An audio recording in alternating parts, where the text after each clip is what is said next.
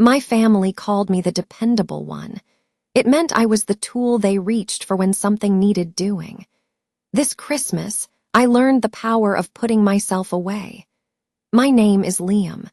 I'm the older of two siblings, the one who knows how to troubleshoot the Wi-Fi, the one who scrubs the baked-on cheese from the casserole pan, the one who remembers which day the recycling goes out.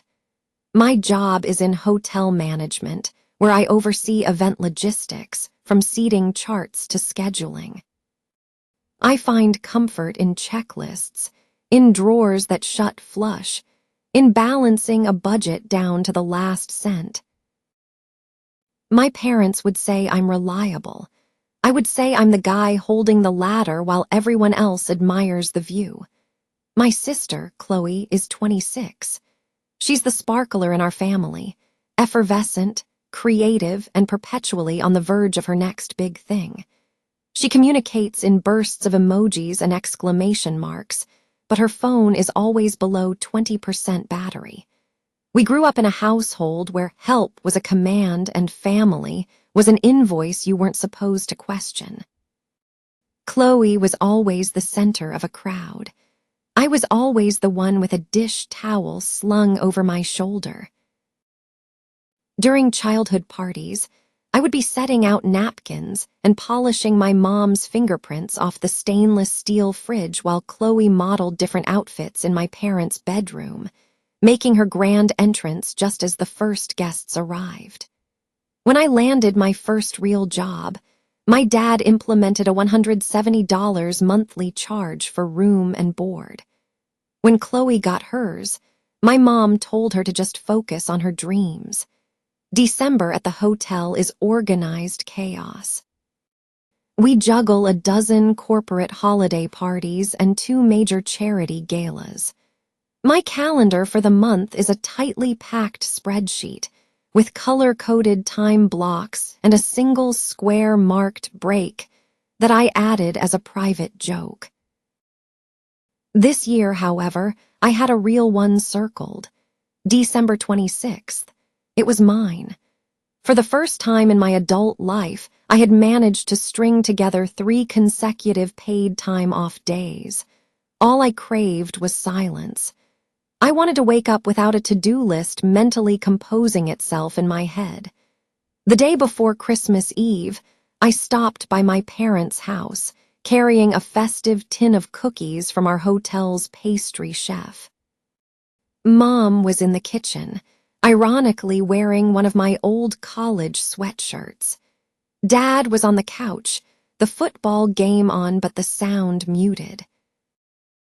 Chloe was curled up at the other end, scrolling through her phone with her bare feet tucked beneath her.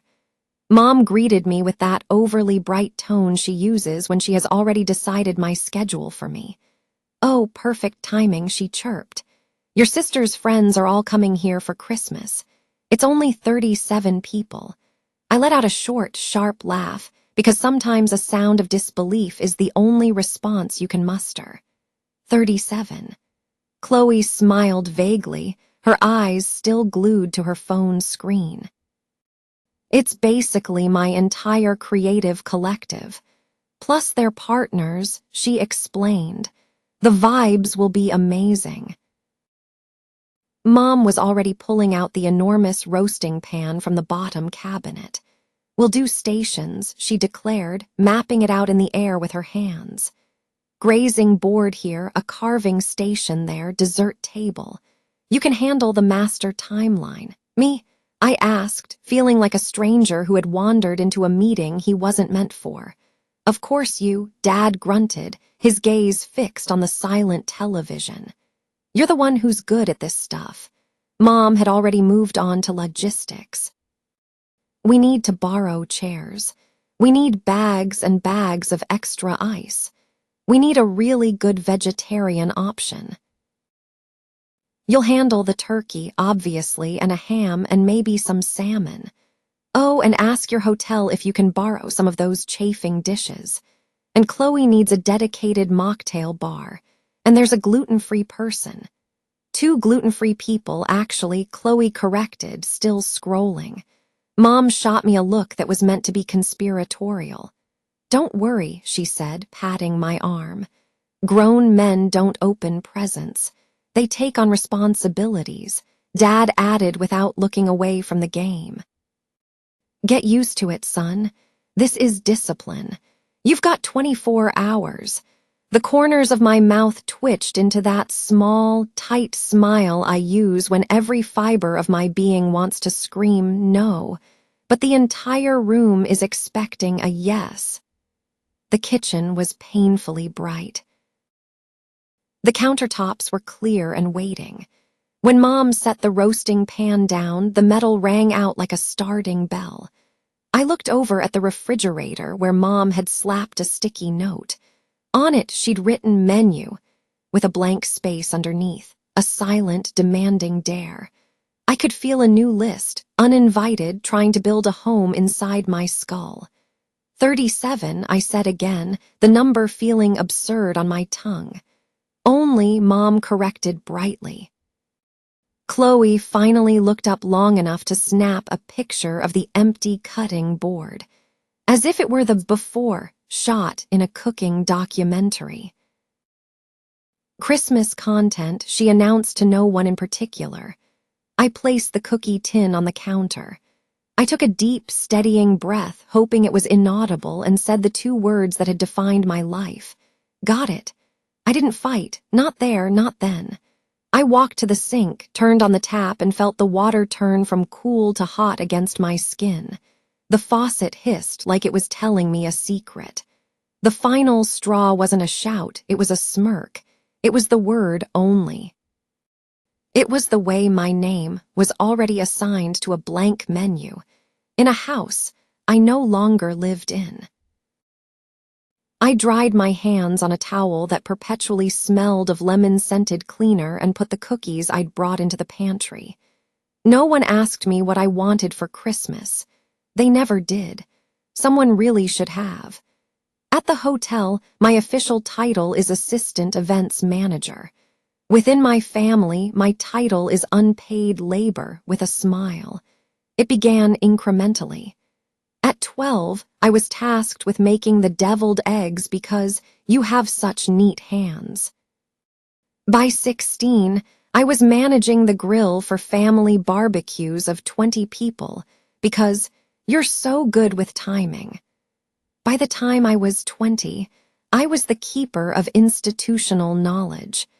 I knew where Mom hid the extra tablecloths and how to jam a folded napkin under the leg of the wobbly card table. "You're a natural," Mom would coo, as if my competence was a charming personality trait she'd discovered. The money part was always disguised as something else. Dad called it discipline when he deducted $170 from my teenage, part-time paycheck for room and board. Mom called it helping out when she added my phone to the family plan, but then conveniently forgot to switch her credit card back after I covered the bill for 2 straight months.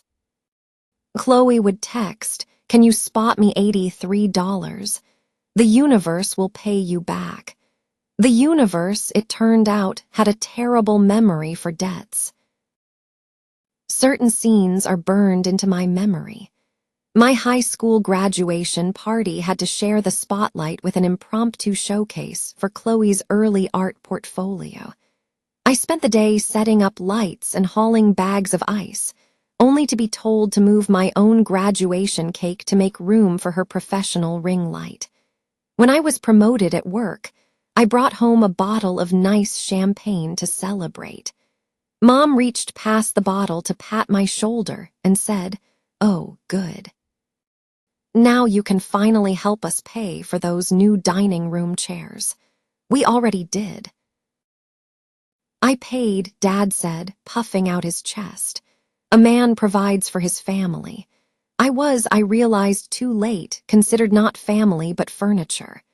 The family group chat was less a conversation and more a list of directives aimed at me. "Liam, can you pick up Aunt Clara from the airport at 4? Liam, we need a Costco run. Liam, table for 12 at that Italian place tonight. I learned to reply with a simple thumbs-up emoji or, increasingly, not at all. My silence would prompt a private text from my mother. "Don't be so cold." Then she'd call the hotel, just popping by, and tell my manager to please remind me about our big family weekend. My manager, a kind woman, would pass along the message with a sympathetic smile, like she was handing me a flower with a very sharp thorn. Chloe floated through life on a cloud of unfulfilled potential. She soft-launched 3 different business ventures, a line of artisanal candles, a series of pop-up brunches, and a podcast about creating mood boards, but never got around to a hard launch for any of them. She was given a leased SUV for safety reasons, then cried when Dad told her she'd have to cover her own insurance. "It's predatory," she'd wailed. I watched my dad reframe predatory into a narrative about how the cruel world misunderstands artists. He'd look at me and say, "You need to make room for her." Make room for what? For who? For the curated Instagram caption version of my sister that never seemed to exist in real life. Last Christmas, I cooked for 18 people because my grandmother could no longer manage it. I drafted the shopping list, paid for the inevitable overages, and sliced my thumb open when the good chef's knife slipped. Mom blotted the wound with a paper towel and asked, "Are you okay to finish?" without pausing her own task. Neither of us stopped. We served dinner at 5 o'clock sharp. In March, Chloe hosted a vision board brunch for 12 of her friends and used my hotel employee discount to rent the chafing dishes. "You can bring them over," she'd texted. "You know how to set them up."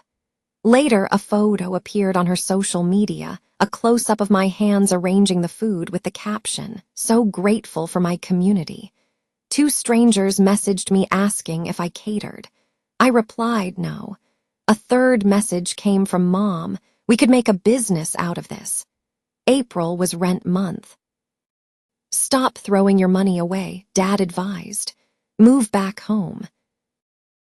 Save. He said the word save as if it had the same meaning for everyone. Our house had 1 shared bathroom and 3 residents who didn't believe in knocking. I stayed in my 1-bedroom apartment with its creaky floors and glorious silence. I paid for it. I swallowed their disappointment like a bitter pill. Summer was wedding season at the hotel. Every Saturday brought a new couple with strong opinions on floral centerpieces and a DJ who equated volume with love. I used my overtime pay to buy a new suitcase. On my laptop, I created a folder named Elsewhere and filled it with photos and travel articles. Not because I hated my family, but because I desperately wanted to know what it felt like to be in a place where no one knew my last name. By October, Mom's requests had shifted from questions to assumptions. She shared a Google Doc titled Christmas Plan.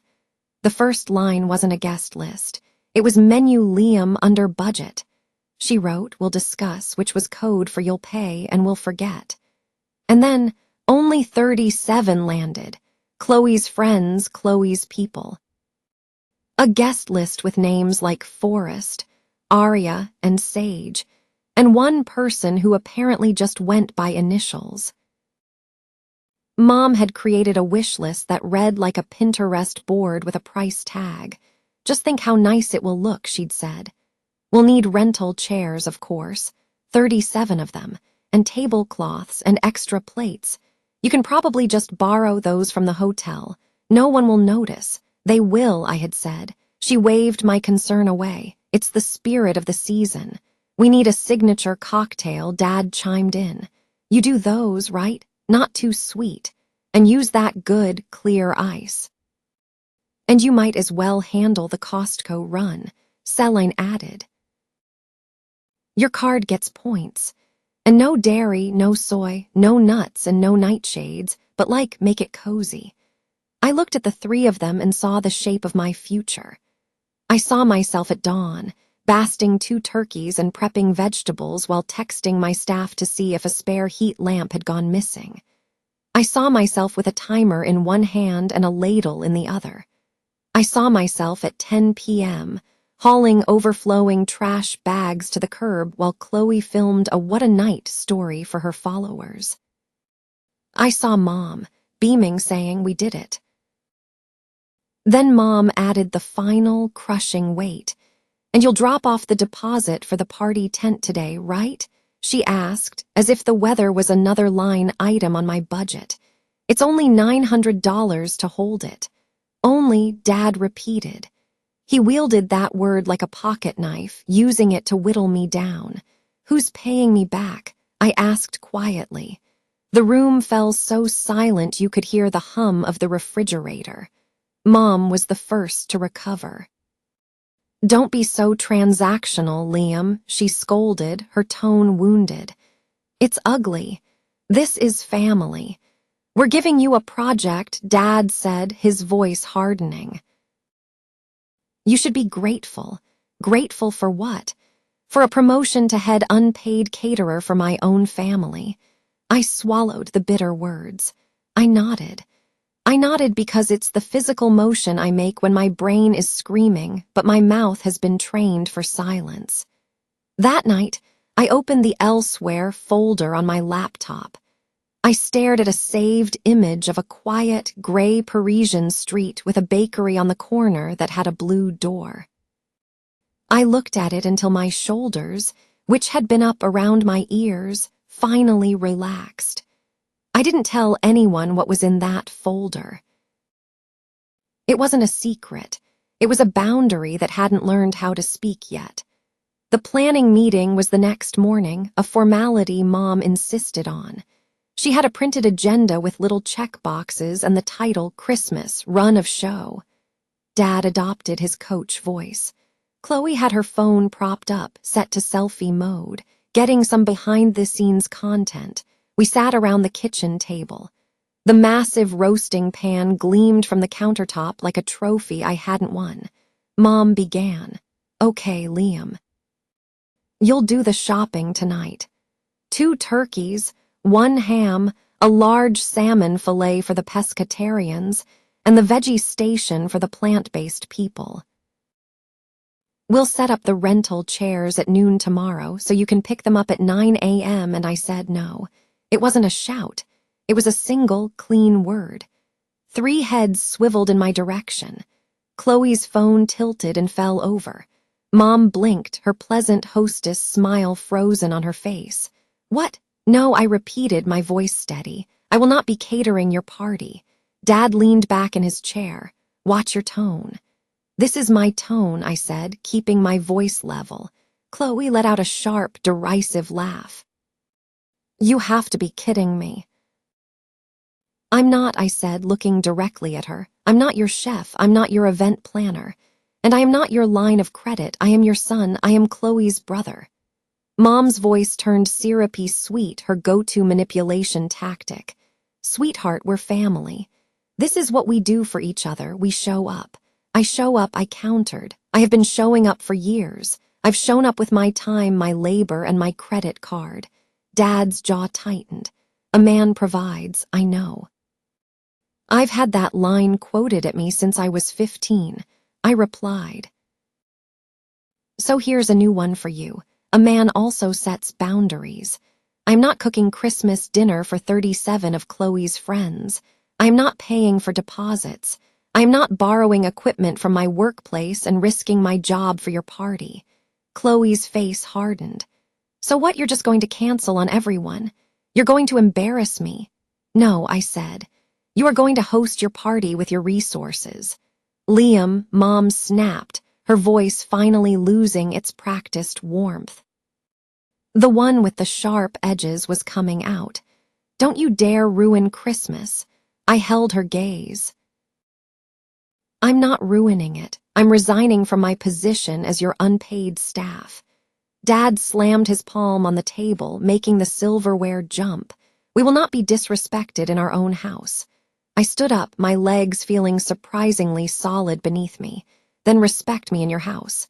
Mom reached for her final weapon. After everything we've done for you, I nodded slowly. I know, you raised me. You fed me. And since I was 16, I've paid you $170 a month for that privilege. I put you on my phone plan. I covered the groceries when your card was acting up. I've managed your parties. I've driven Grandma to her appointments. I love you all, but I am done being your employee. Chloe's voice cracked into a wail. You're just jealous, she cried. People actually like me. I like you, I said honestly. What I don't like is being used by you. Dad's face was turning a blotchy red. If you walk out that door, don't bother coming back tomorrow. You are banned from Christmas. Banned.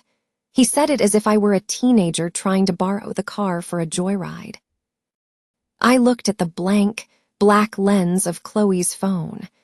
I looked at Mom's meticulously printed agenda. I looked at that gleaming, empty roasting pan. This isn't about revenge, I said, my voice quiet but firm. This is about retirement. They just stared, the words hanging in the air between us. What is that even supposed to mean? Chloe demanded.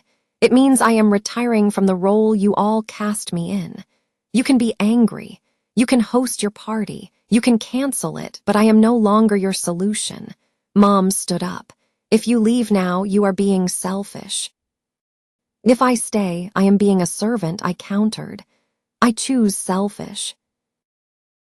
Dad pointed a trembling finger toward the door. Go then. Okay, I said. I didn't slam a single thing. I walked into the hall. I picked up my jacket. I walked back into the kitchen, opened the pantry, and took back the tin of cookies I had brought, knowing they would just be absorbed into the event I was refusing to cater. Chloe muttered my name under her breath like a curse. Mom said, with false confidence, he'll be back. I paused in the doorway. Grandma is taken care of, I said. I already booked her a car for Christmas morning and made a lunch reservation for 2 at her favorite restaurant. She won't be here either way. 2, Mom snapped. With who? With whoever shows up for her, I said. You're invited. Dad scoffed. We have guests. I know, I said. I stepped out into the crisp, cold air, pulled the door gently shut behind me, and hit airplane mode before I even reached my car. The sky was a pale, flat winter gray that made everything look stark and honest. I sat in my driver's seat, watching the fog of my breath cloud and then clear. This departure wasn't a storm. It was a quiet click of a door that shut properly the first time. I didn't dictate a dramatic monologue into my phone's voice memos. I just acted. Back at my own apartment, I opened my laptop and clicked on the Elsewhere folder.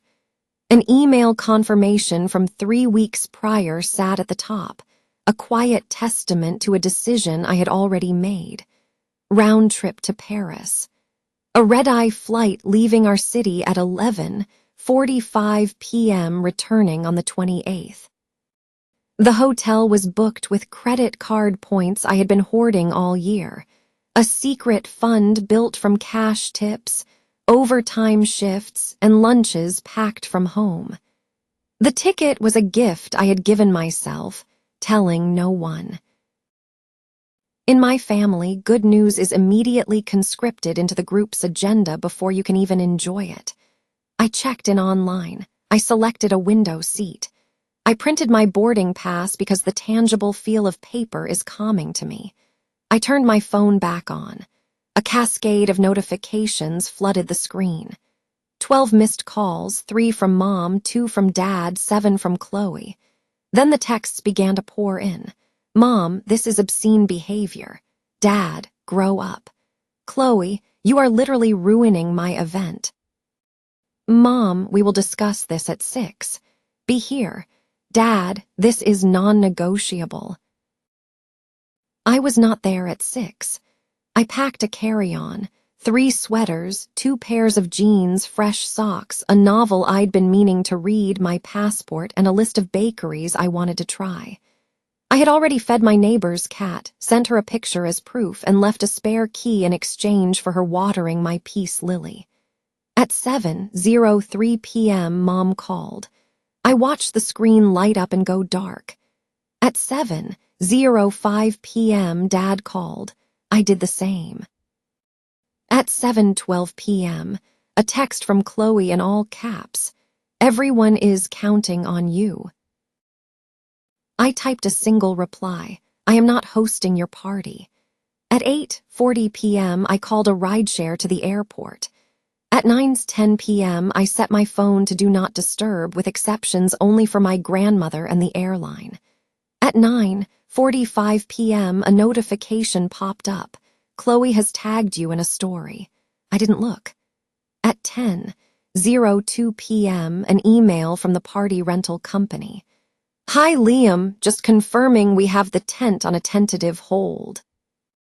Please complete the deposit by 8 p.m. to secure. I forwarded it to my mom with a simple message. Please release this hold. I will not be paying for or picking up this item. Mom replied at 10:10 p.m. Are you sick? At 10:15 p.m., a new email from the rental company. Hold released as per your request. At 10:27 p.m., I called Grandma. I'm going to be out of town for a few days, I told her. Your car is confirmed for 11 a.m. on the 25th. Lunch is at noon. Reservation number 48,271. They know you like the table by the window. She chuckled, her voice warm and crackly. You always did have a good head on your shoulders, she said. Go see something beautiful for yourself. At 11:45 p.m., the plane's wheels left the tarmac, and my phone was securely in airplane mode. The city lights below receded, like a complicated argument I no longer had to win. I slept, terribly and wonderfully at the same time. I woke up to a patchwork of pale green fields below, with the profound sense that my time was finally my own again. When I landed and switched my phone back on, it convulsed with notifications. 39 missed calls, 112 text messages, a new group chat named Family Emergency Now. Reading the scroll of messages was like watching a disaster unfold in slow motion. The first guests had arrived at my parents' house to find a pristine kitchen, empty counters, cold ovens, and absolutely no food.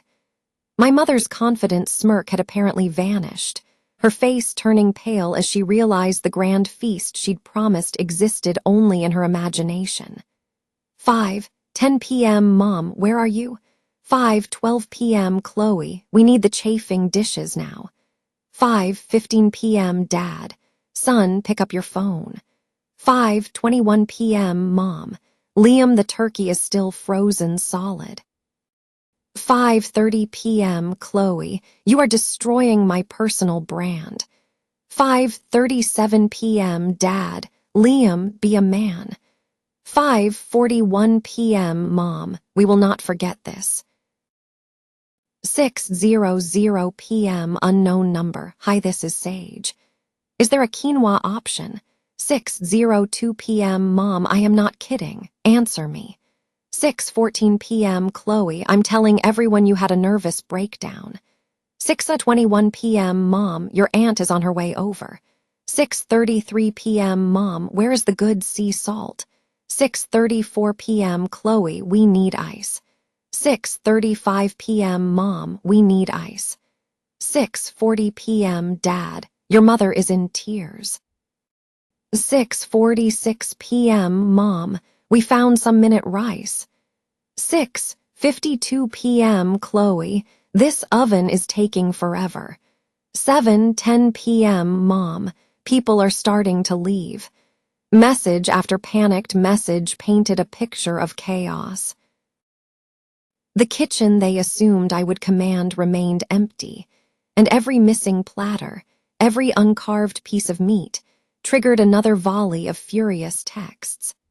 7:14 p.m. Mom, Where do you keep the carving knife? I stared at that last message for a long time before placing my phone on the small hotel desk. Outside my window, the Parisian street was quiet and calm. I put on my coat and walked to a small bakery that 5 different travel blogs had described as nothing special, but perfect. The line was short. The woman behind the counter handed me a warm, crusty baguette in a paper bag and said something I didn't understand. I just smiled and said, "Merci." It was the only word I needed. Back in my room, another barrage awaited. 7:30 p.m. Chloe, there is no mocktail bar. 7:32 p.m. Mom, the gluten-free girl brought her own bread. 7:40 p.m. Dad, we ran out of paper plates.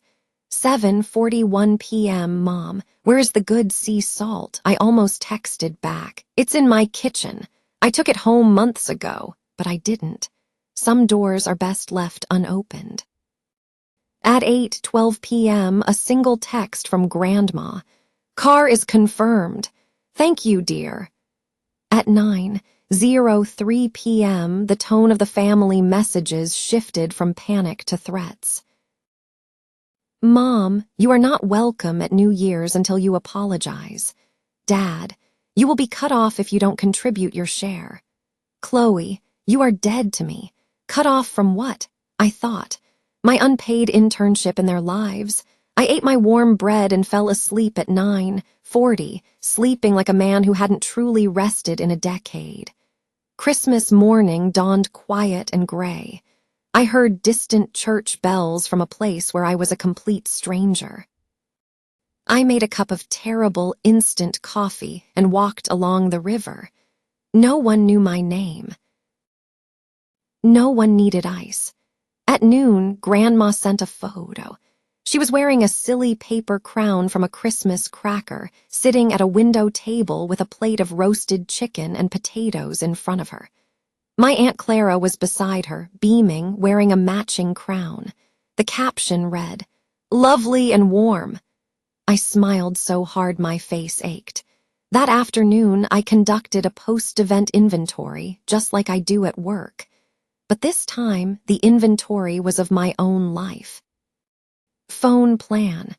I logged into the account, paid the current balance, and scheduled a split for the end of the billing cycle. It would now be my line only. I texted Mom and Chloe the links to transfer their numbers to their own accounts before the 31st. Streaming services. I changed all the passwords and logged out all other devices. Wholesale club membership. I removed the household add-on. Grocery app. I deleted all saved delivery addresses except my own and removed my saved credit card. Banking. I transferred the bulk of my savings to a new online-only bank with 2-factor authentication and a name they wouldn't guess. I put a freeze on my credit with all 3 bureaus. I set new PINs. Mail, I set up an informed delivery alert and a 5-day hold. House keys. The spare I'd given Mom a year ago had never been returned. I booked a locksmith to come to my apartment on the 29th. New locks, new codes. This wasn't punishment. It was hygiene. I was methodically turning off every tap I had left running. At 2:40 p.m., Mom tried a softer approach. "We can reset after the holidays," she texted. "Just admit you were being dramatic." I wrote back, "I am not resetting to a role as your staff." She replied with a single word, "Ungrateful." At 3:12 p.m., Chloe posted a photo of a group of people in Christmas sweaters in my parents' living room, eating what looked like rice mixed with cranberry sauce from paper bowls. The caption, "We made it work." Good, I thought, they should learn how. At 5:00 p.m., Dad finally revealed the real issue. "Home equity line," his text read. "We need to discuss you tapping into your savings for a family need. Your selfishness is hurting us." I put the phone face down and stared at the floral pattern of the hotel wallpaper until the room stopped tilting. Then I wrote back 3 sentences. I am not your emergency fund. I will help Grandma directly. The answer to everything else is no. His reply was swift. We won't forget this. Me neither. On the 26th, sitting in a small cafe, I checked my work email. There was an offer from our partner hotel in Europe, a 3-month management assignment starting in late January. It came with housing, a stipend, and a chance to learn their operational systems. I had applied for it on a whim back in October at 2 in the morning, then convinced myself it was a fantasy. HR had sent the official offer on the 23rd. I hadn't even seen it. I accepted it on the spot. New start date, January 23rd, Paris. Not as a tourist, but as a resident. I had chosen this. I texted my landlord to give my notice. I texted Julian, a coworker. Can you store 2 boxes for me? He replied with a thumbs up, and you good. I wrote back, better than good. On the 27th, I flew home. At baggage claim, the final volley of texts came through. Mom, so you're really going through with this? Dad, Paris is an irresponsible decision. Chloe, I guess no one is going to help me move in January. Grandma, bring me back a magnet. I slipped my phone into my pocket and smiled. A magnet. A magnet was a request I could handle. Back in my apartment, I made a list and taped it to my fridge. Title, exit, 1 column for tasks, 1 for deadlines, 1 for a checkbox when complete. I started checking boxes. The real shock wasn't Paris. It was the realization that the version of me they expected to come home, quiet, useful, and endlessly available, simply hadn't gotten on the plane. January was cold. Mom tried one last time. We can fix this if you'll just sign a family financial agreement. I replied, no. Dad sent a link to a local storage unit. We need some of your space for a bit. I replied, my lease is up on the 20th. Chloe wrote, last chance to support my new launch.